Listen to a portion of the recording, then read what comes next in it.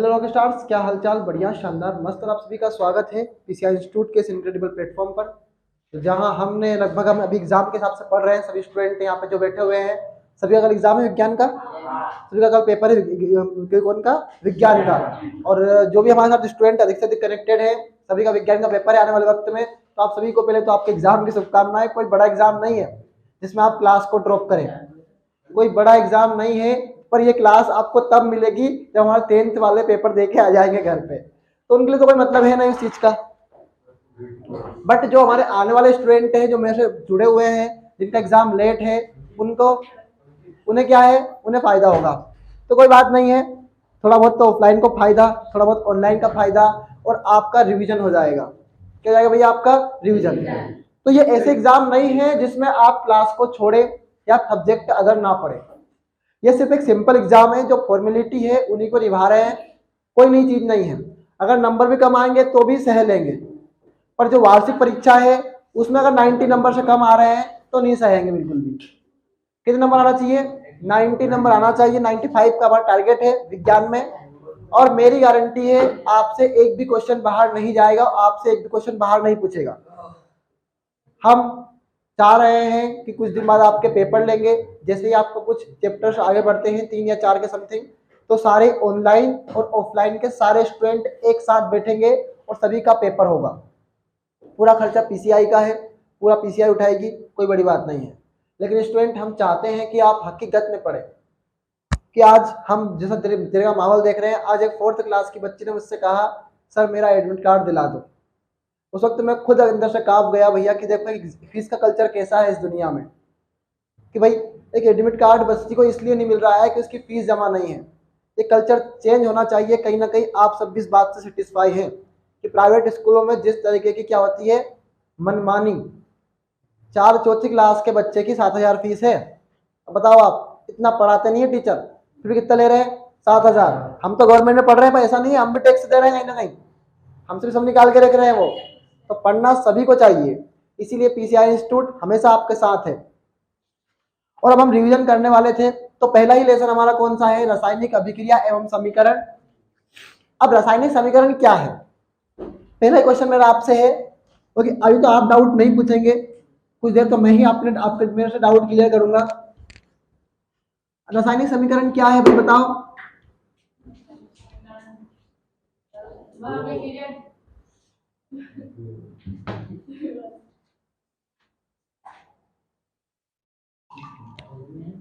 एक मिनट,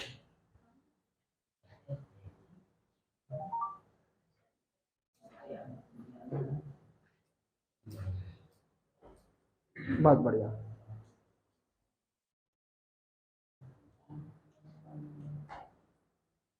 आपकी अटेंडेंस 5 बजे तक मान्य रहती है, कोई दिक्कत नहीं। चलिए भैया, अब हम कह रहे हैं क्या, रासायनिक समीकरण। फिर पूछता है, हमारे पेपर में, पेपर के हिसाब से पढ़ रहे हैं, अगर मैं उसको पूरी गाथा गाऊंगा तो बहुत लंबा हो जाएगा और आप नहीं पढ़ रहे हैं गाथा। रासायनिक समीकरण को संतुलित करना क्यों आवश्यक है, रासायनिक समीकरण को संतुलित करना क्यों आवश्यक है। वन शॉट रिवीजन ही चल रहा है आपका, क्यों आवश्यक है।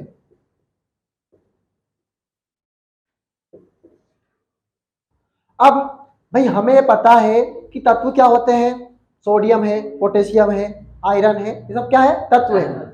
ये किसी अन्य तत्व से क्रिया करके क्या बनाते हैं, उत्पाद बनाते हैं। अब भाई देखो, मान लो यहां पर हाइड्रोजन है और यहां पर क्या है, ऑक्सीजन, क्या बनेगा, H2O। तुम्हें पता है बात अच्छे से। अब ये क्या बराबर है क्या, क्यों,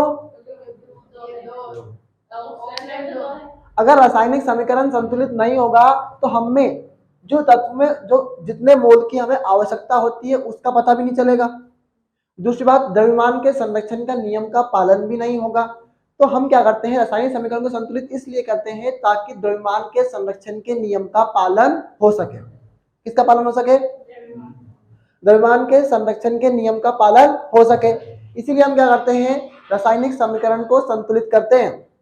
मेरी बात समझ में आ रही है सभी स्टूडेंट को, क्या समझ में आ रही है, कुछ समझ में नहीं आ रहा है। हकीकत बात है, यहाँ पे कितने हाइड्रोजन है, 2, यहाँ पे 2 ऑक्सीजन है, लेकिन यहाँ पे 2 तो हाइड्रोजन है ही है, पर ऑक्सीजन क्या है आपका 1 है, मतलब यहाँ पे 2 ही ऑक्सीजन होना चाहिए ना, होना चाहिए। तो मैं करूंगा यहाँ पे 1 को 2 करने के लिए, अब यहाँ पे कितना है हाइड्रोजन, यहाँ पे 2 दूने, और यहाँ पे कितना है 2, तो 2 को 4 करने के लिए, तो ये कैसे पता किया तुमने? अब देखो 1 मिनट, यहाँ पर हाइड्रोजन का परमाणु भार क्या होता है? परमाणु भार क्या होता है? हाइड्रोजन का परमाणु भार 1 का 1 होता है, 4 का क्या होगा 4 होगा।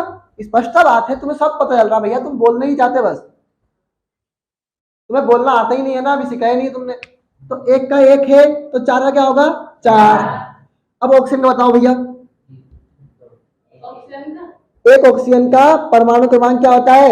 एक ऑक्सीजन का होता है 8 परमाणु क्रमांक है, परमाणु भार 16 है। मैंने तो बताया, शायद पढ़ाया था ये, कि मैंने बोला था कि सम संख्या हो तो दुगना करो, अगर विषम संख्या है तो दुगना का +1 करो। जैसे एल्यूमिनियम है, कितना एल्यूमिनियम का परमाणु क्रमांक कितना भैया? एल्यूमिनियम परमाणु 13 है, कितना है 13। 13 सम संख्या विषम संख्या है? विषम है, तो 13 दूने, और मैंने बोला कि 1 ऐड कर दो उसमें, तो कितना होगा 27। तो क्या हुआ, ये एल्यूमिनियम का परमाणु क्रमांक है, पढ़ाया था मैंने ऐसे ही। बताओ पोटेशियम का बताओ तुम, चलो मैं बता दो, परमाणु क्रमांक 19 है, परमाणु भार क्या होगा? ये 9th क्लास का टॉपिक है, पढ़े हो 9th क्लास? पढ़े नहीं पढ़े 9th क्लास? तो क्यों नहीं पढ़े? कैसे पढ़े ऐसे? परमाणु क्रमांक तो 3 चैप्टर में दे रखा है उसमें 9th क्लास में, पर है मक्कारी कर रहे हैं खुद से ही। देखो मैं बता रहा हूं, हाइड्रोजन का 1 परमाणु भार, हीलियम का 2 दूने 4, लिथियम का 3 दूने, और विषम संख्या है क्या आएगा 7, क्या आएगा बेरिलियम का 4, सम संख्या है क्या आएगा, सम संख्या का दुगना करते हैं ना। फिर कौन है बोरान, कितना है 5। हमारे हिसाब से, हमारे साइंस की भाषा में 5 क्या है? सम संख्या साहब, 5 क्या है? क्योंकि हमें पता है कि अगर हम 25 का रूट निकालेंगे तो 5 आएगा, क्या आएगा? तो ये क्या है हमारे हिसाब से सम संख्या है। तो क्या होगा इसका बताओ, सम संख्या क्या होता है 10। फिर कौन है आपका कार्बन, कितना परमाणु क्रमांक है कार्बन का? कितना है 6 है ना, 6 का 12 होगा, कर लो तो क्या दिक्कत है उसमें। 1 मिनट रुको बस थोड़ा सा।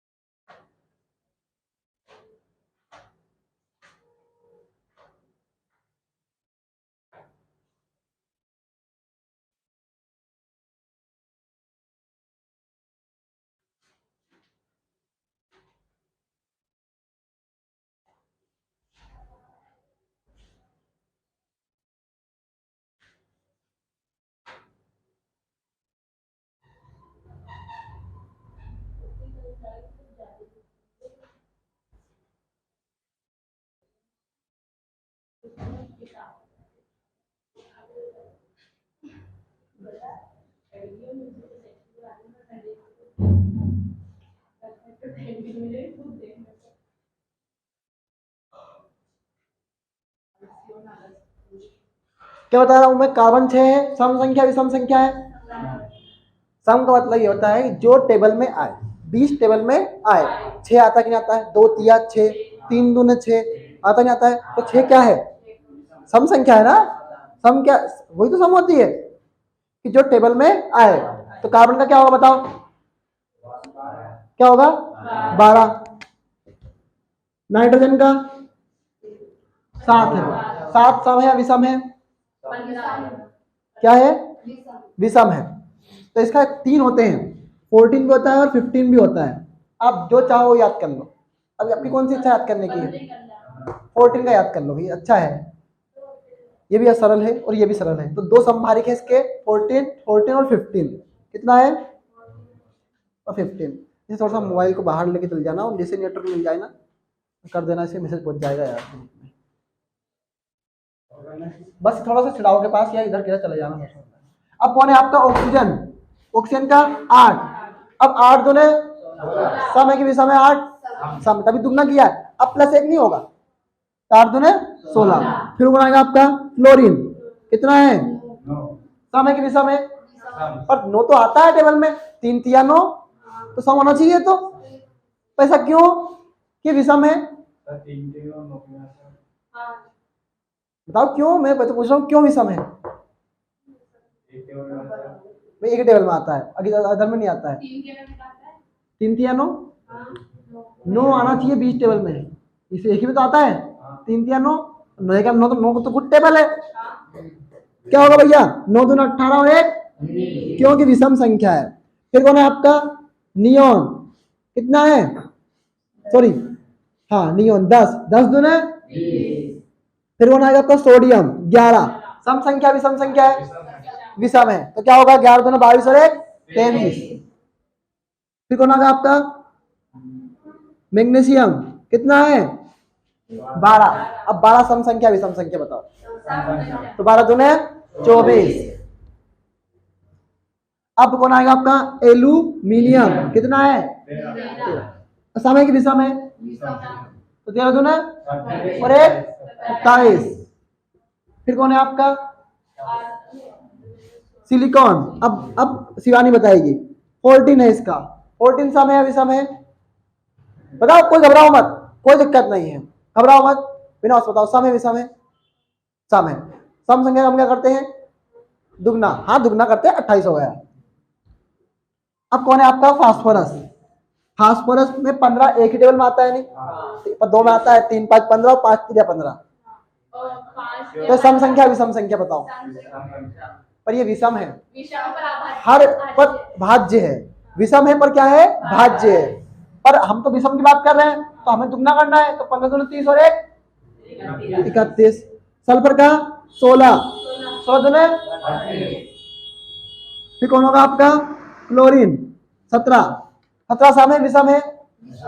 विषम है। 17 दूने और 1 35। तो इसका याद रखना 35.5। भैया क्या पबजी खेलने लग गया वहीं पे इसको ले जाके? Technical download. फिर कौन आएगा आपका?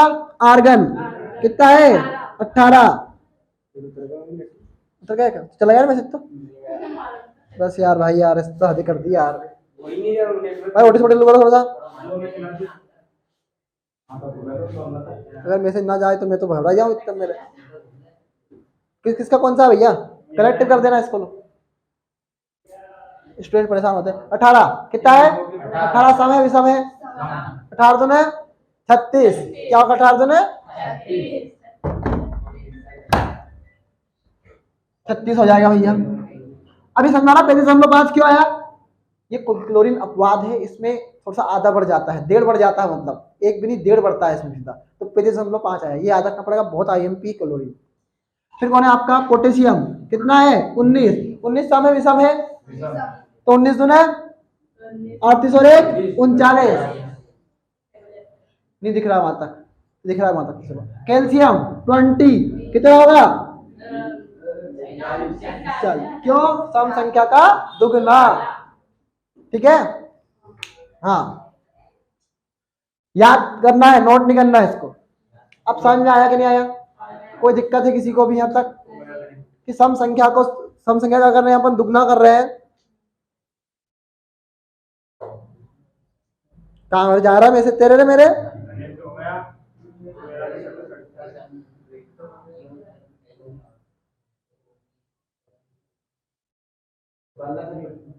हाँ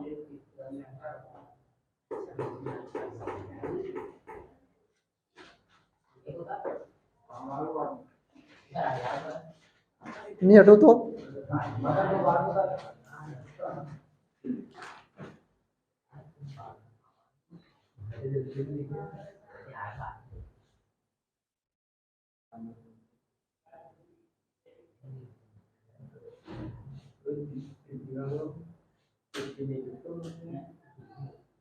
भैया क्या नेट चल रहा है तुम्हारा भी?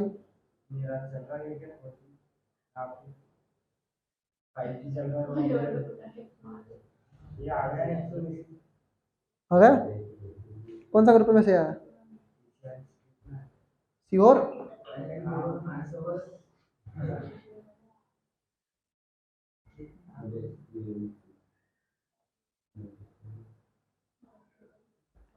उड़ता चला मैं। क्या बात है, वाह वाह राम जी, जोड़ी क्या बनाई। ओके सर, चले चल नहीं रहा रे, 5G चल रहा है यहाँ पे, 4G चल रहा, मेरे गांव में 5 चल रहा। हाट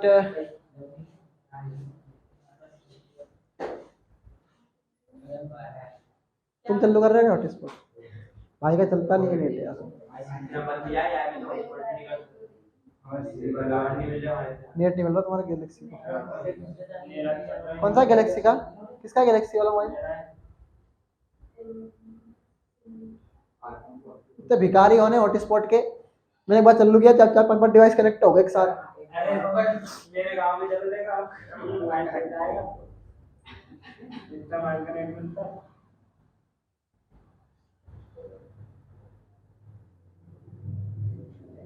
पता नहीं चल जाओ जल्दी बनने वाला।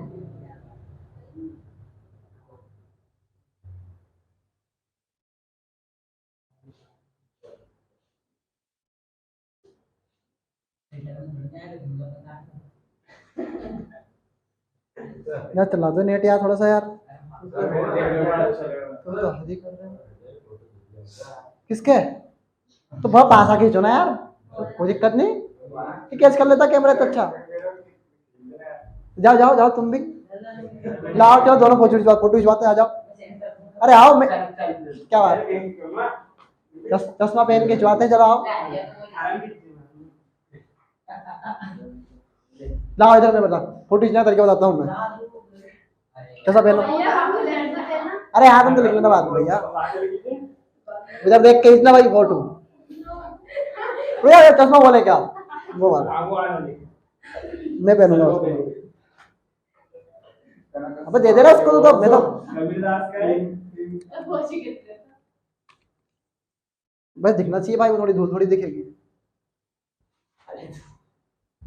देखना वो उधर देखना रे, अक्षय कुमार की स्टाइल में।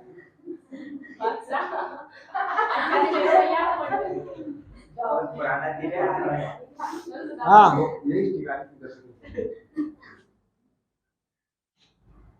ढंग से देना भाई। देखो अपन तो एडिट करता है, चिंता मत, तुम मत टेंशन लो, पीछे में डाल दो करता हूं मत चलो ऐसे कि ये आएगा भाई। ऑनलाइन क्लास चल रही, थोड़ी बात लगवा रहा हूं मेरी। चलो बढ़िया है, मजाक मस्ती होना चाहिए और इसकी जरूरत भी है कहीं ना कहीं, और माइंड फ्रेश हो जाए तुम्हारा, बस अपन तो यही चाहते हैं भाई। चलिए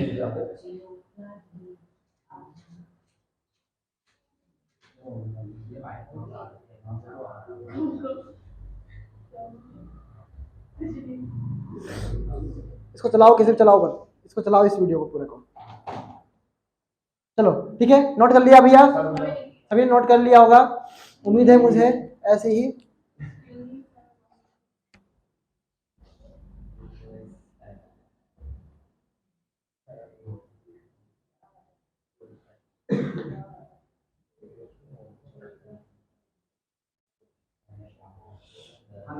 कर लिया नोट?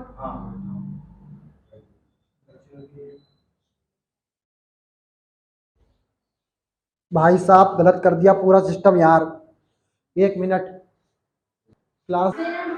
चलो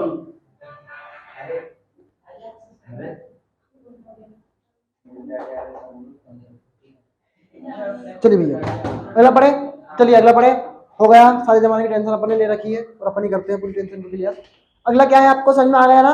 तो भाई देखो, अपन द्रव्यमान संरक्षण का नियम बताना समझाना चाह रहे थे इसमें कि कैसे द्रव्यमान संरक्षण का नियम काम कर रहा है, ठीक है। अब देखो हाइड्रोजन का भार कितना है यहाँ पे, 1 का 1 था तो 2 कितना होगा, 1 का 1 है, 2 कितना होगा, 2 होगा, 3 का 3 और 4 का 4। यहाँ पे कितने हैं, 4 है ना, 1 4 है, 4 ग्राम हुआ ना। अब ऑक्सीजन बताओ कितना है, 1 का 16 तो 2 कितना होगा, अभी पढ़ के आया है अपन कि ऑक्सीजन का 8 होता है परमाणु क्रमांक, परमाणु भार 16 होता है। ठीक है, अब हम कह रहे हैं कि एक ऑक्सीजन का 16 है तो दो कितना होगा 32। अगर तुम इसमें अनुपात भी निकालना चाहो तो मैं वो भी सिखा दूंगा, पर अभी इतना ही याद रख लो। अब यहाँ पे कितने हाइड्रोजन है 4 ग्राम हाइड्रोजन है। फिर कौन है ऑक्सीजन, ऑक्सीजन मतलब अनुपात लगा रहे हैं। तो कितना है ऑक्सीजन यहाँ पे कितना है और एक का कितना क्या है दो तो है, दो है तो कितना होगा 32, कितना होगा 32।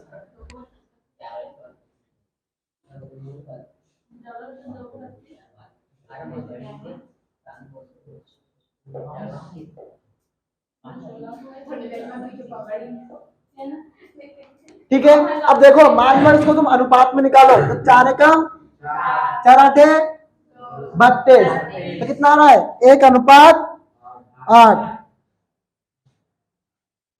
अब इधर देखो 4 एकम 4 आठे तो बराबर आ रहा है दोनों तरफ, इधर भी 1 अनुपात 8 आ रहा है और इधर भी 1 अनुपात आ रहा है। तो हम अभिक्रिया को संतुलित इसलिए करते हैं ताकि द्रव्यमान के संरक्षण का नियम का पालन हो सके।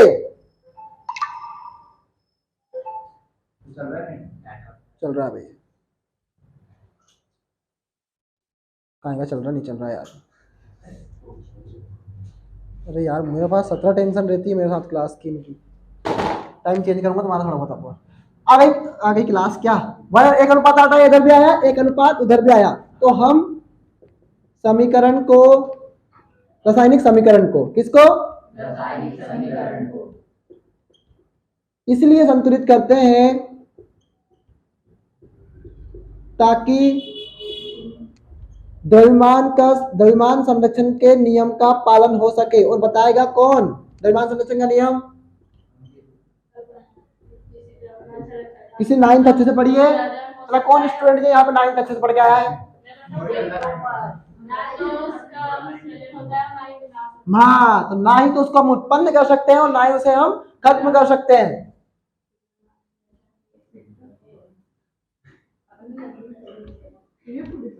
इसको लिखो, इतनी लाइन लिखो और क्वेश्चन डाल के लिखो रासायनिक समीकरण को संतुलित करना क्यों आवश्यक है।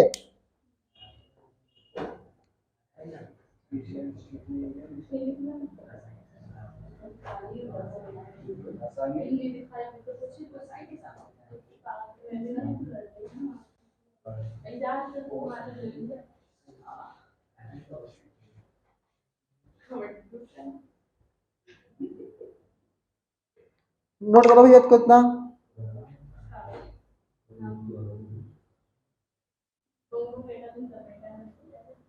नोट कर लो भैया इसको इतना। रिमांड पे लेना पड़ेगा। एक देखो कौन आ रहा रिमांड पे आज? कौन कौन? तुमसे अच्छे तो मेरा चल जाएगा नेटअप। रख लो अपना नेट अपने पास ही भैया। हेलो स्टार्स, क्या हालचाल? बढ़िया भाई, लाइव क्लास स्टार्ट हो गई। देखिए स्वागत है पीसीआई इंस्टीट्यूट के इंक्रेडिबल प्लेटफॉर्म पर। आप ना तो क्लास को आगे बढ़ा सकते हैं ना घटा सकते हैं हम। क्यों? सिस्टम ऐसा कर दिया है हमारे, उसमें कुछ नहीं।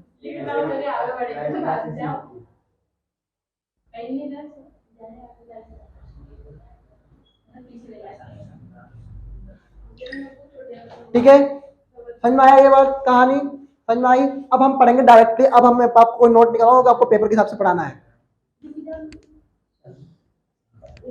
अब कुमकुम बताएगी संयोजन अभिक्रिया क्या होती है। यहाँ पे नाटक नहीं चल रहा है, जो पूर्ति बताएगी तो मैं बताऊंगा ना, वो नहीं बताएगा। खड़ा जा।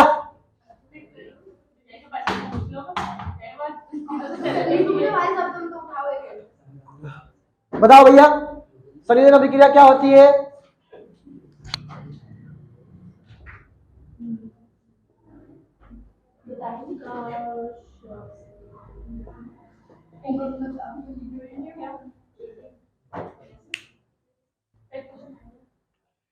कोई नहीं बताएगा। जब कोई दो अभिकर्मक मिलकर, बैठ जा, जब कोई दो अभिकर्मक मिलकर एकल उत्पाद का निर्माण करते हैं, क्या बदलता भैया? दो अभिकर्मक मिलकर एकल उत्पाद उत्पाद में समझते हो क्या होता है? उत्पाद क्या होता है? जस पठतम तस गुरुवे समर्पितम। बताया था कि इधर की साइड अभिकारक होता है और इधर की साइड उत्पाद होता है। क्या होता है? इधर अभिकारक और इधर उत्पाद। जब दो अभिकारक मिलकर एक उत्पाद का निर्माण करते हैं वो संयोजन अभिक्रिया कहलाती है। क्या कहलाती है भैया? जब दो अभिकारक, कौन अभिकारक? दो अभिकारक मिलकर एक उत्पाद का निर्माण करते हैं,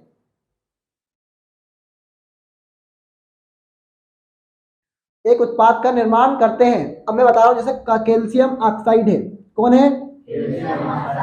किससे करेंगे इसी क्रिया? CO2 से। किससे करेंगे? CO2 से। तो ये बनाएगा क्या? CaCO3। क्या बनाएगा ये? तो कैल्शियम कार्बोनेट कितने बने हैं?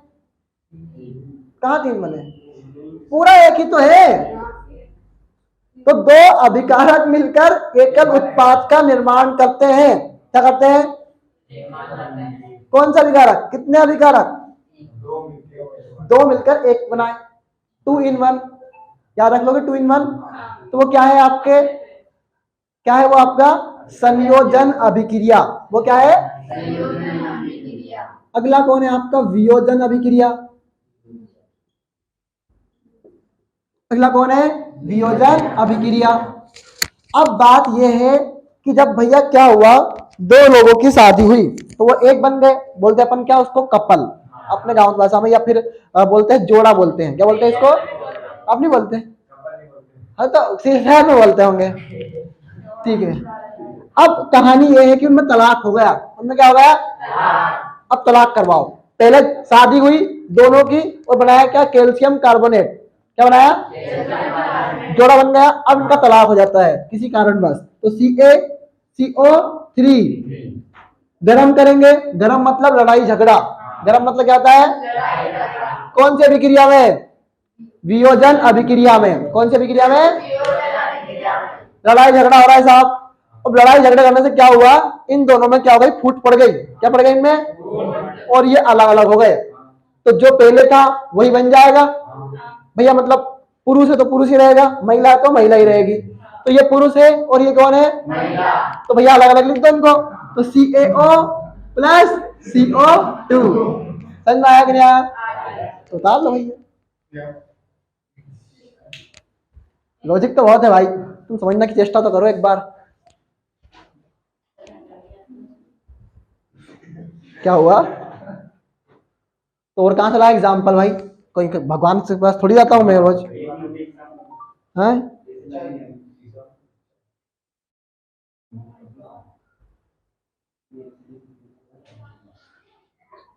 जैसे मैंने लिखा 32, ठीक है। 4 स्टूडेंट ही क्लास देख रहे हैं। अब मुझे क्या पता कौन देख रहा भैया?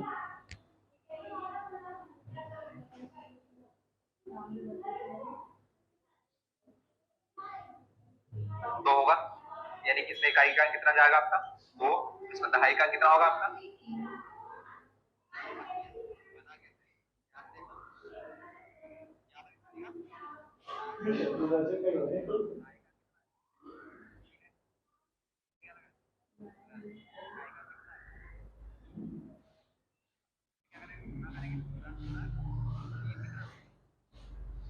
ठीक है, डाल लिया भैया इसको। बहुत ही बढ़िया, लाजवाब।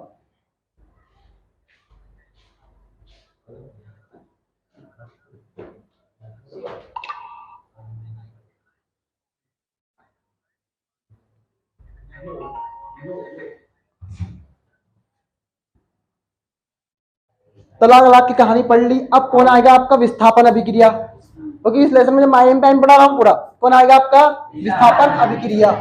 विस्थापन अभिक्रिया में जब कोई अभिक्रियाशील तत्व किसी विलयन से किसी आयन को विस्थापित कर देता है तो क्या आता है आपका? उसे क्या कहते हैं अपन? विस्थापन अभिक्रिया। क्या बोलते हैं? विस्थापन अभिक्रिया। अब मान लो, कल ही बताया था, पहले तो मैं पहली बात तो ये है, कल ही बताया था, पर इस बार एग्जाम्पल अलग ले रहा हूं। इस बार क्या ले रहा हूं? एग्जाम्पल अलग। क्या लिया मैंने? सोडियम। क्या लिया मैंने? क्या है भैया? ठोस अवस्था में है। किस अवस्था में है? इसकी क्रिया किससे करेंगे अपन? ZnSO4 से।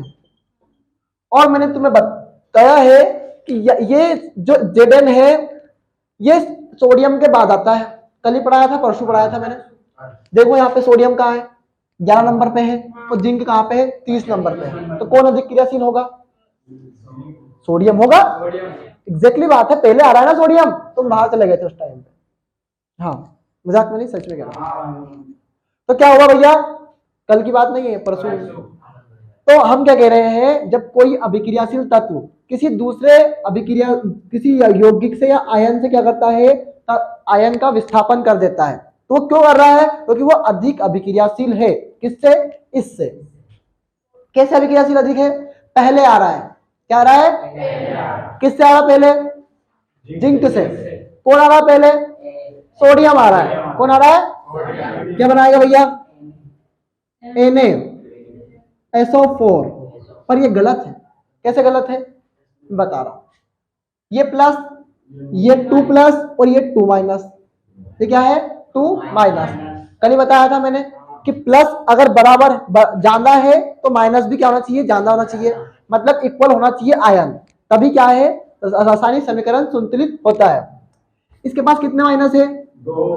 तो मैं आपको एक सूत्र सिखाता हूं, एक ट्रिक भी सिखा रहा हूं, पहले बताई थी। प्लस 1 है इसके पास। अब SO4 को बनाना है अपने को, तो कितना है इसके पास? माइनस का 2। इतना करो क्रॉस मल्टीप्लाई, इधर से इधर की साइड।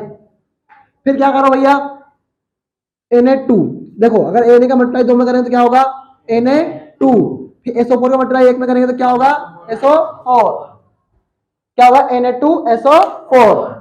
ठीक है, क्लियर है सभी को? फिर क्या बनेगा बताओ अब आप मुझे, क्या बनेगा? यही बनेगा ना, तो बोलो ना फिर। Na2SO4 प्लस बाहर क्या निकलेगा आपका? जिंक। अकेला जिंक बाहर। कैसी अवस्था में? ठोस अवस्था में। निकाल लो इसको।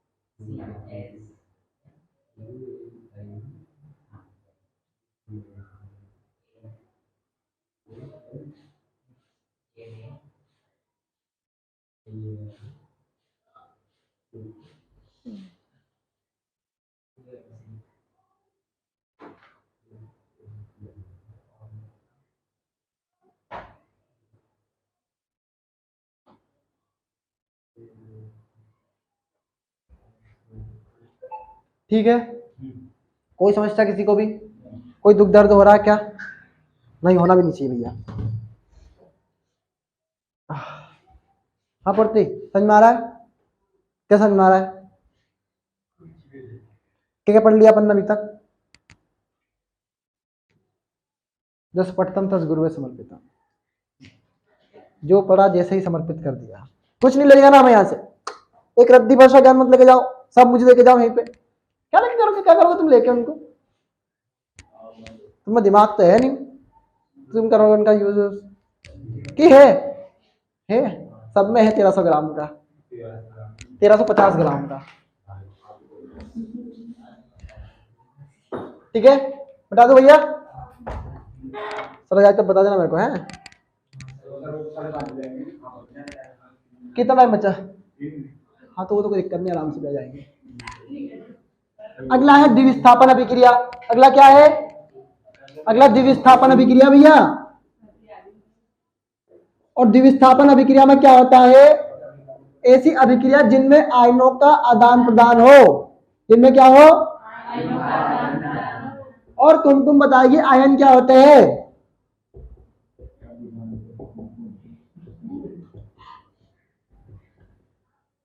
क्या होता है? आयनों का आदान प्रदान। खुद से सिंसियर होइए। देखिए जीवन में सक्सेस मिलने के बहुत मंत्र हैं। सबसे पहला मंत्र क्या है? खुद से ईमानदार। अगर घर पे ना पढ़ते हो तो जीवन में मैं तो क्या सैलेंसर तो क्या, जीवन में कोई टीचर तुम्हें सक्सेस नहीं कर सकता, कोई एग्जाम ही नहीं है ये आगे तक काम आएगा। विस्थापन अभिक्रिया कोई यही काम आती है तुम्हें, मैं तो ना टॉपिक तुम्हारा विस्थापन अभिक्रिया, अगर मैथ पढ़ोगे तो उसमें और आगे काम आएगा। तो क्या समझा रहा हूं मैं, खुद से सिंसियर रहिए, ईमानदार रहिए।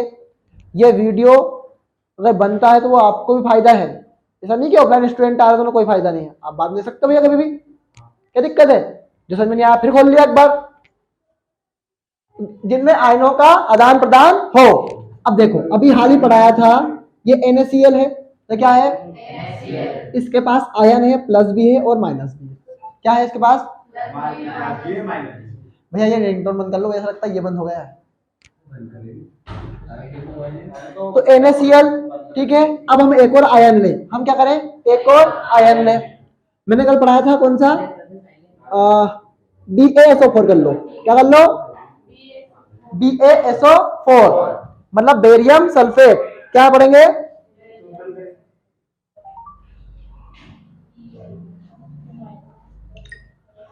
अब अरे यार ये बहुत गलत कर दिया भाई ने यार, मतलब पूरा मैनेजमेंट बिगाड़ दिया टाइम का मेरा।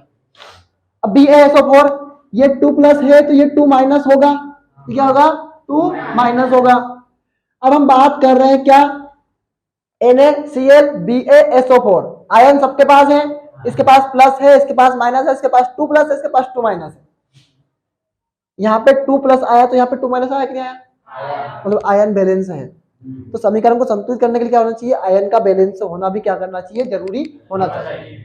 अब मैंने बोला कि प्लस किसके पास जाएगा, माइनस के पास, लेकिन इसके पास तो 2 माइनस है, ये लप्पू सा सचिन है, क्या है ये, मुंह से इसके बोलावे ना, पर ये अकड़ दिखा रहा 2 माइनस की, क्या दिखा रहा है अकड़, 2 माइनस की। कैमरामैन फोकस करो, क्या करो भैया, कैमरामैन फोकस करो। अबे यार इससे बोल रहा हूं मैं, तो कैमरामैन ने फोकस किया और देखा क्या है भैया, हमारे पास तो +2 है और इसके पास -2 है, क्या समझोगे।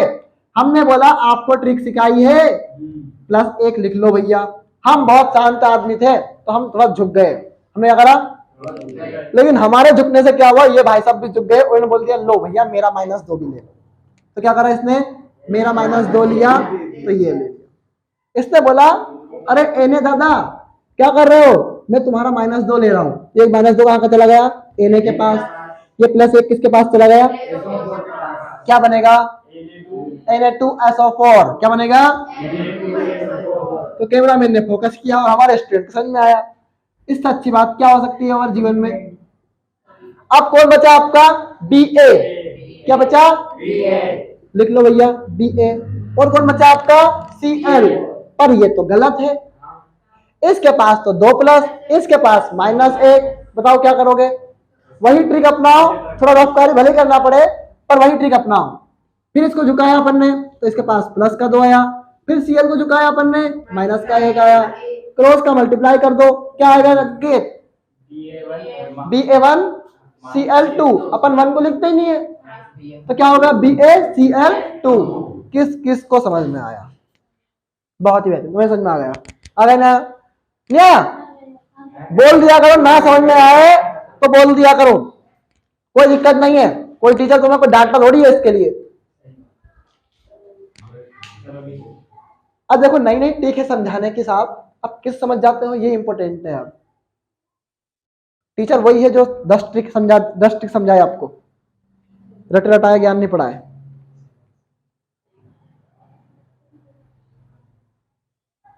उड़ने चला तू, क्या बात है, तो वाह वाह राम जी, क्या बात है, जोड़ी क्या बनाई। तुमको क्या लगता है मुझे कुछ नहीं आता, ठीक है भाई। तो क्लास तो हो गई और लगभग हम 40 मिनट की क्लास को रिकॉर्ड भी कर चुके हैं, तो बढ़िया है, पढ़ते रहिएगा साइंस में और अब मैथ का मजा लीजिएगा, ठीक है। ऑल द वेरी बेस्ट, ठीक।